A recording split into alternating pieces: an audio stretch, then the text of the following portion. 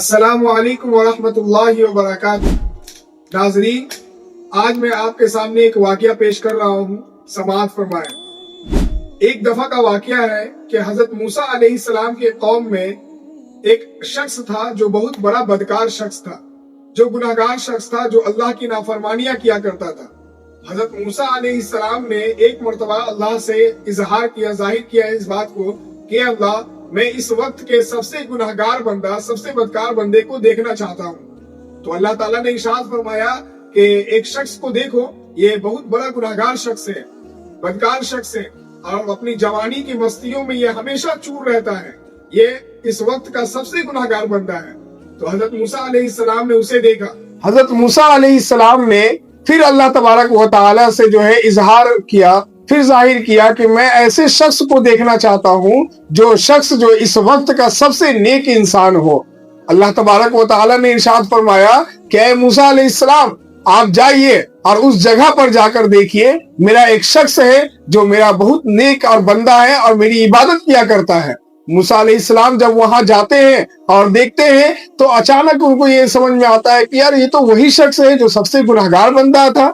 تو اللہ تبارک و تعالیٰ نے کہا کہ یہ ایسا بندہ ہے کہ اس ایک وقت میں اس نے ایسا کام کیا جس کی وجہ سے جو ہے اس کی نیکی کا پلڑا پورا بھاری ہو گیا۔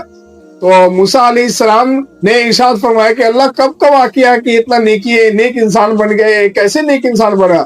تو اللہ تبارک و تعالیٰ نے کہا کہ ایک وقت جب ان کی بیوی ان کے کرتوتوں کی وجہ سے پریشان ہو گئی تھی، ان کے حرکتوں کی وجہ سے پریشان ہو گئی تھی، تو ان کی بیوی نے کہا کہ آپ کی اسی حرکت کی وجہ سے آپ کے اوپر تو جہنم واجب ہو گئی، آپ جو ہے کہ جہنم کے لائق ہے، آپ جہنم میں جائیں گے۔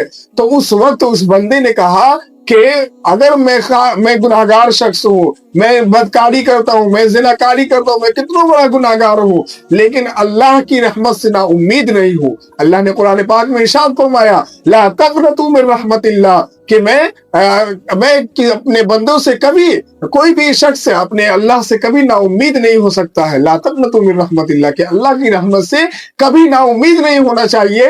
میں اس بات کا یقین رکھتا ہوں کہ اگر میں گناہگار ہوں تو ایک نہ ایک دن اللہ ضرور مجھے معاف فرما دے گا۔ تو اللہ نے کہا کہ مجھے اسی ادا سے اس بندے سے میری محبت ہو گئی، اور میں نے اس محبت کی بنا پر اس کو جو ہے معاف فرما دیا اور اس کے نیک اعمال جو ہے اس کے کھاتے میں ڈال دیا۔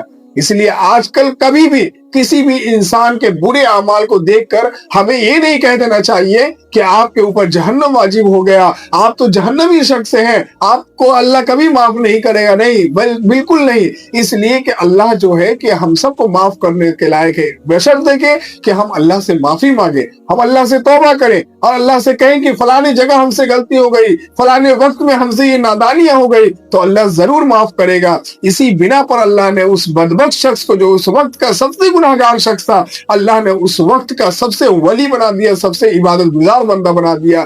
کس بنا پر؟ اس لیے کہ اس نے اللہ کے اوپر رحمت کا امید رکھ لیا، اللہ سے معافی کی امید رکھ لی، تو اللہ نے اس کو معاف فرما دیا۔ اللہ تبارک و تعالی ہم سب کو بھی جو ہے نیک اعمال کرنے کی توفیق عطا فرمائے، اور ہر خیر کام کے عمل کرنے میں ہم سب کی جو ہے کہ مدد کرے، اور برے کاموں سے ہم سب کی حفاظت فرمائے۔ وآخر دعوانا الحمدللہ رب العالمین۔